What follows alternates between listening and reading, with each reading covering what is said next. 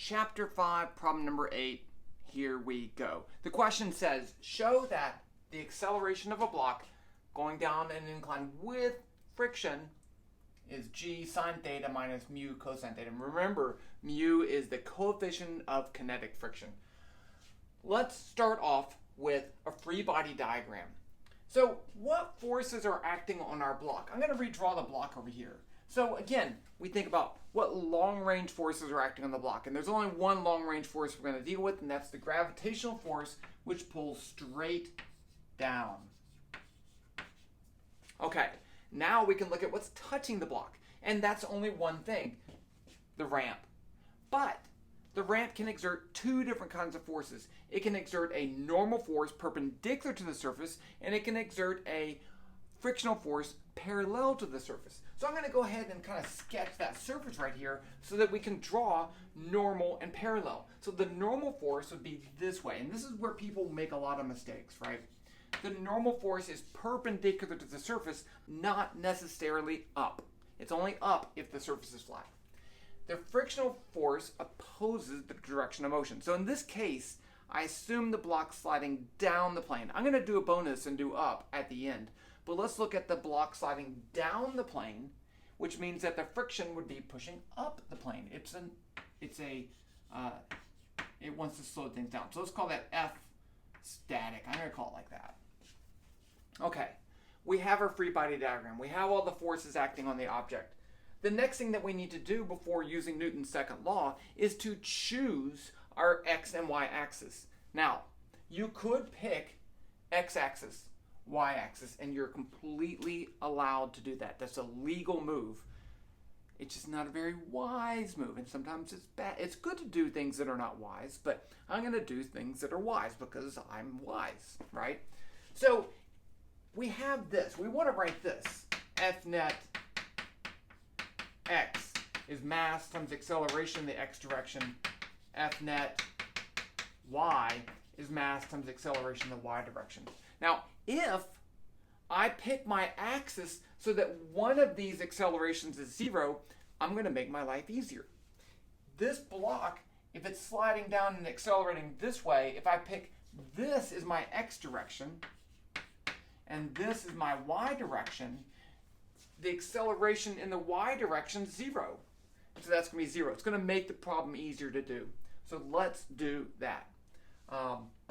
Because otherwise I'd find if I pick this is my x and that's my y, I'm going to have an x and a y acceleration.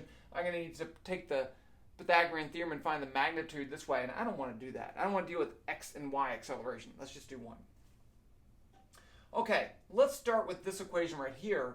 The net force in the y direction is going to be equal to 0. So let's put the forces in the y direction, but wait. Before that, we need an angle here. This is the angle theta. So if you haven't done that before, I did it in a previous video. It's pretty easy to see that if this is the angle theta, that's a 90 degree, that is a 90 degree. This is the complement of theta, so that would be theta, because it's the complement of the complement. So it's theta. Okay.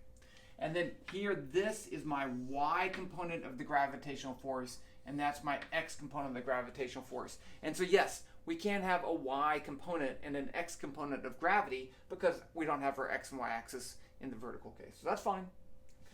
So we're dealing with the y direction.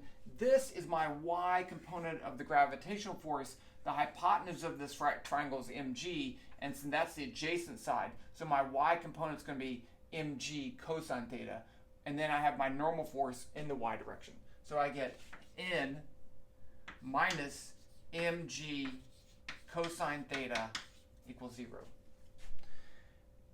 And you may say, why do I need that? I want the acceleration. That doesn't have the acceleration in it. Well, we're going to need this because our model for the frictional force, remember, the magnitude of the static friction force is equal to the coefficient of kinetic friction, K, times the normal force. That's mu, that's the Greek letter mu, K, for kinetic friction, the coefficient of kinetic friction. It's the same as right there. So right, that has my magnitude of normal force. So I'm actually going to need the normal force. Let's go ahead and solve this for n. I can add mg cosine theta to both sides. I get n equals mg cosine cosine theta. Yay. Okay, now let's look at the x forces. I'm trying to find that acceleration A, so let's go ahead and write down the forces in the x direction. So here I have a component of the gravitational force, and you'll look at this right triangle. That component is the opposite side of that right triangle, and it's in the positive x direction. So the x component of gravity is going to be equal to mg sine theta. And again, remember, x component doesn't always mean cosine. It depends on your picture. Here's a great example. The x component sine, the y component's cosine. So you got to look. Okay. And then I have the friction force in the negative x direction. That would just be negative Fs equals ma. I'm just going to put it as a because that has a right there. It is technically ax. Okay. Now I can put in my expression for the magnitude of the friction force up here. I get mg sine theta minus mu k n equals ma. Now I can put in my expression for n, right? So I know n is mg cosine theta. So I get mg sine theta minus mu k times n, which is mg cosine theta, equals ma.